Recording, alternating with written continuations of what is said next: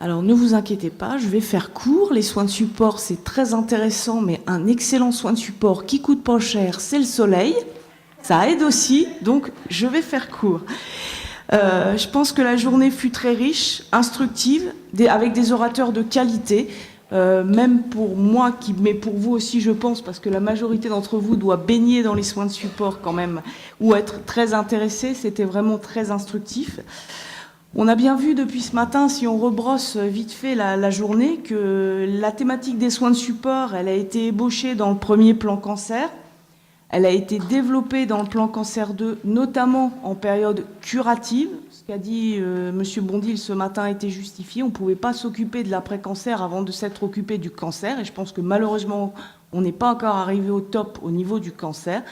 Et le plan cancer, maintenant, gère l'après-cancer. Le troisième plan cancer nous lance un nouveau défi, c'est les soins de support, mais aussi dans l'après-cancer. Vaste projet, sachant qu'on n'a peut-être pas encore tout fait ou ce qu'on pouvait faire sur la prise en charge pendant le cancer. Mais maintenant, on guérit nos patients, on les fait vivre très longtemps, même avec des maladies chroniques. Il ne suffit pas de les faire vivre. Maintenant, il faut les faire bien vivre, ou au moins du mieux possible. Les soins de support, vous le savez, c'est l'affaire de tous. C'est de la pluridisciplinarité, c'est de la transversalité, c'est de l'anticipation. Les équipes de soins de support, je crois que ça a été dit, ça arrive dans un deuxième temps. Certes, on a une expertise, mais les soins de support, c'est de l'affaire de tous, c'est l'affaire du médecin généraliste. Je dirais que même ceux qui ne savent pas qu'ils font du soin de support, ce n'est pas très grave du moment qu'ils font. Et c'est aussi l'affaire des spécialistes, parce qu'on est cardiologue, mais on a aussi le droit d'avoir un patient qu'on voit pour une surveillance de traitement chimio pour un problème cardio, qui est un patient qui a mal. Il est de notre devoir de médecin de ou s'en occuper ou de le réorienter vers son médecin généraliste et pas de le laisser dans la nature en disant bah, vous avez mal, mais c'est pas moi que ça regarde. Si, ça me regarde un tout petit peu, au moins pour le réorienter. Les choses bougent quand même, doucement, mais sûrement à mon avis, et aujourd'hui vraiment j'ai été reboostée, je crois. Il faut qu'on améliore le dépistage, ça c'est du travail de chacun, on l'a bien vu, on a mis des outils à disposition, il faut se les approprier, il faut les utiliser. C'est un petit peu de temps au début, mais c'est certainement beaucoup de temps de gagner après pour tout le monde. Et il faut transmettre l'information, et ça c'est pareil, il va falloir, comme on parlait du carnet de santé de l'enfant, je ne suis pas sûre, je n'étais pas là à la mise en place, mais je ne suis pas sûre que le jour où on a dit « crac, on vous donne un carnet de santé », le lendemain, tous les médecins traitants l'avaient sur leur table de consultation. Je pense qu'il a fallu du temps, il nous faudra du temps, mais si tout le monde y met du sien, il faut éduquer les patients. Il faut leur dire que bah, tant pis, même si le médecin ne l'ouvre pas, on lui colle sous le nez tous les jours. Il faut éduquer les médecins, il faut éduquer les infirmières, que les infirmières redisent c'est pas grave, votre médecin il n'a pas voulu le regarder, demain vous lui reposez la question, vous lui dites juste un tout petit mot, mais ça va aider le kiné qui va passer derrière vous. On va y arriver, ça va demander du temps, mais ça va le faire.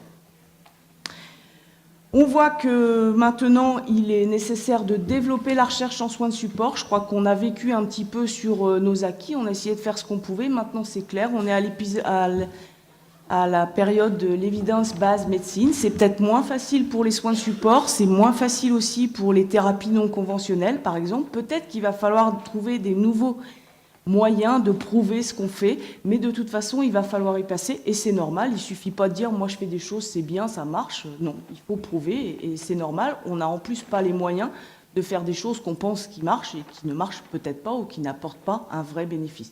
Donc ça va venir de vous. Ça va venir de vos idées, ça va venir de vos équipes.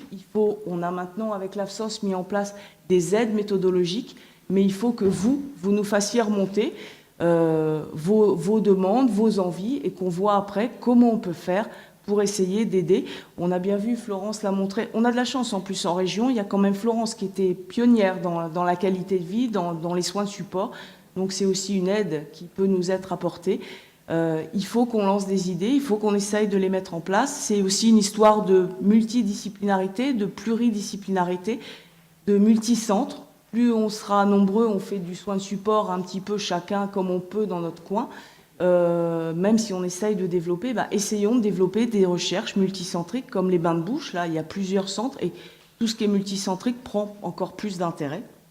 Donc ça aussi, ça va être un challenge à venir. Ça démarrera de chez vous. Et puis pour finir, j'ai bien aimé, et ça me permet de rebondir, j'ai entendu parler tout à l'heure, Monsieur Lerosier, de supportologue dans quelques années. Eh bien moi, généraliste de base à la base, j'espère ne jamais voir de supportologue. N'enlevons pas les soins de support, ni aux médecins généralistes, ni aux spécialistes. Les soins de support, c'est de l'affaire de tous. Ce qui risque de se passer, c'est si on botte en touche en disant « ça, c'est du soin de support », on va retomber exactement au même plan. C'est-à-dire que le patient il dira « oh là, j'ai mal dans la poitrine, cardiologue ». Ce n'est pas le but. Le patient, il a besoin d'avoir un pilier. Le pilier, c'est le médecin généraliste, c'est son infirmière de ville. C'est à eux, dans la mesure de leurs possibilités, de s'accaparer les soins de support. Et le supportologue, c'est peut-être un expert qui vient en deuxième position quand la prise en charge de la douleur est trop compliquée. Quand un traitement hypertenseur ne peut plus être géré par un médecin généraliste parce que le patient devient très compliqué, il y a une bille, voire une trithérapie, on l'envoie au cardio. C'est normal.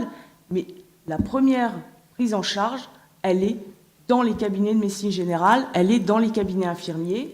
Et le supportologue, j'espère que jamais je ne deviendrai supportologue. Je fais du soin de support tous les jours. Parce que quand je vois arriver mon patient, même s'il vient pour une compétence particulière que j'ai, je le regarde en entier au départ. Et même s'il vient pour que je lui traite ses nausées et ses vomissements, je vais quand même m'occuper du reste.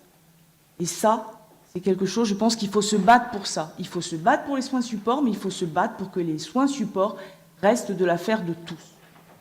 C'est mon avis. Après, vous avez le droit de ne pas être d'accord. Hein. Mais voilà, je pense qu'on aura plein d'autres journées à faire l'année prochaine. Mais voilà, c'est ce que je voulais dire. Je pense que cette journée a été très riche. On a plein de choses à faire ensemble. Aidez-nous, aidez-vous. On va essayer de vous aider. Faites courir l'information. Présentez les ERI, parlez-en à vos collègues, ceux qui ne connaissent pas. Pour rebondir sur les ERI, il y a pas mal de choses qui passent quand même par le courrier ou les mails, mais c'est vrai qu'on est tellement submergé de mails que de toute façon, les mails, ça finit en général ou à la poubelle ou à peine vu. Mais l'information, comment la faire passer pour qu'elle arrive véritablement et qu'elle soit lue, c'est toujours le gros problème. Parce que le courrier, ça finit entre deux piles et à la poubelle.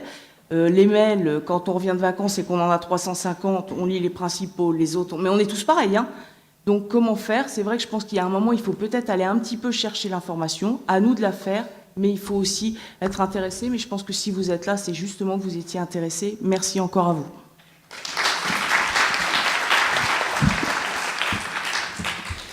Virginie a tout dit, donc je vais être très court.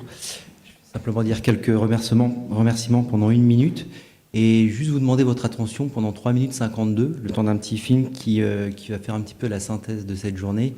En fait, ça va être des paroles de patients à partir des interviews qu'on a fait pour faire un peu la promotion du dossier de liaison. Et à ce titre-là, je voudrais remercier, là on va voir que 3 patients, ça dure pas longtemps, mais il y a tout un ensemble de professionnels qui ont collaboré à ce projet-là, donc on est en train de faire le montage. Donc vous allez voir, il y a beaucoup de monde. Je voudrais remercier Antoine Lemeneur, président de l'URML, Claire Delorme, donc médecin douleur, réseau douleur, les patients, la Ligue contre le cancer, Dominique Rondu, Florence Després, Laure Kaluzinski, infirmier oncologue au CHPC de Cherbourg, Marielle Cadel, infirmière libérale, Patrick Cédillo, pharmacien d'officine à Hérouville, Anne Seguin de la CARSAT à Alençon, Béatrice Masson, Nathalie Sureau, cadre de santé et infirmière au CH de Flers, Géraldine et Pauline de l'ERI, Christine Rebière de l'ESC, et puis les directeurs des 3 caisses CEPAM, RSI, MSA, les docteurs Brinon, Préau et Dubois. Et donc je vous montre le film juste avant pour terminer. Je remercie aussi l'équipe du réseau, notamment Marina et Florence pour l'organisation de la journée. 2 annonces. Donc on a parlé des formations d'épée, qui reste des places pour le 15 septembre. Et une formation soignant-soigné. Il n'y a plus de place, mais on refera une autre session dans les mois à venir. Et une information sur les régionales de cancérologie qu'on organise le 4 novembre prochain à Caen, qui sera vraiment pas que consacré aux soins de support, mais sur l'ensemble de l'activité en cancérologie, sur les soins, sur le dépistage, la prévention, la recherche. On vous enverra bientôt le programme. Je vous lance le petit film et merci à vous. Un dernier petit mot pour Monsieur Lerosier avant qu'il parte. Monsieur Lerosier voulait un numéro de téléphone. Nous avons donc à Baclès le 4002 qui est le numéro de la plateforme soins de support. Alors certes, c'est pas toujours facile de l'avoir parce que la pauvre secrétaire, comme on disait ce matin, elle est coincée entre deux coups de téléphone et ça coince un peu. Mais c'est là où on peut parler d'un patient au RCP, où on peut donner des conseils, où on peut avoir un médecin pour avoir quelques avis. Donc il y a quand même quelques endroits. Et au CHU, je pense qu'il y a possibilité aussi d'avoir quelques renseignements.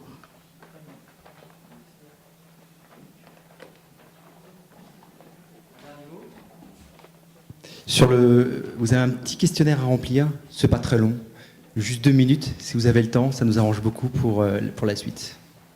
Et pendant ce temps-là, je vous montre le film. Alors écoutez bien, c'est intéressant. C'est un recueil de témoignages de patients sur ce qu'ils ressentent et sur leurs besoins et ce que leur amène le dossier de liaison, puisqu'on en a pas mal parlé cet après-midi.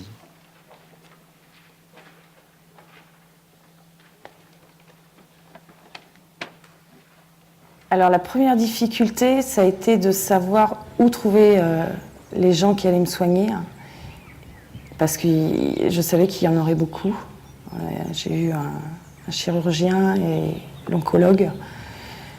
C'était surtout ça, comment j'allais me débrouiller pour trouver tous ces gens-là. Comme moi, la gynéco m'a annoncé donc, mon cancer du sein. Voilà, vous avez un cancer du sein, maintenant il va falloir passer un IRM. C'est quoi un IRM? Bon, il faut passer un scan. C'est quoi un scan? J'en ai jamais passé. Un TP scan, c'est quoi? On n'a pas assez d'informations par rapport aux examens. Comme là, une scintigraphie, c'est quoi une scintigraphie? On n'a pas l'information de dire, voilà, vous allez passer une scintigraphie, vous allez avoir une injection, vous allez passer dans une machine. Voilà, tout ça, on ne le sait pas. On va au néant. Donc, ça nous fait des soucis, quoi. Au début, moi, j'étais angoissée parce que je ne savais pas où j'allais. Des crises énormes ici, d'angoisse, énormes. Je ne me suis jamais vue dans cet état-là, à taper contre les murs, à pleurer, à sortir à 1h du matin dehors, parce que j'avais pas grand-chose comme élément, si ce n'était qu'effectivement, j'avais soi-disant un petit cancer qui se guérissait bien.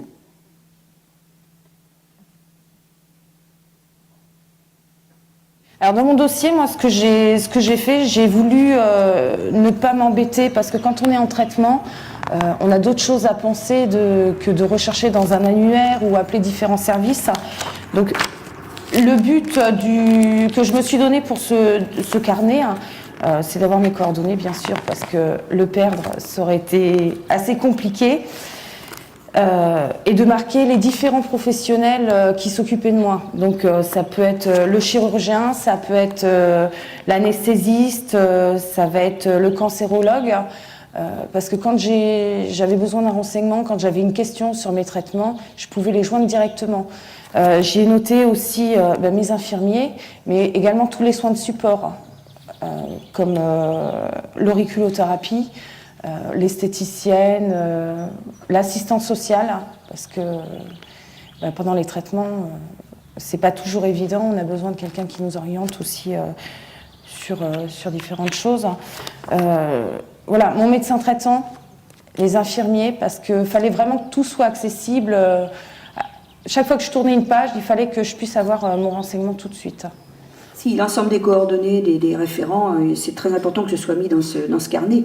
Parce que je peux partir quelque part, avoir un gros problème, tout de suite, la personne qui m'accompagne, ou si je suis seule, si ce carnet est dans mes affaires, forcément qu'elle va trouver les éléments importants de ce carnet de liaison. Donc ça, c'est important, oui. J'ai jamais rien caché de la maladie à mes enfants.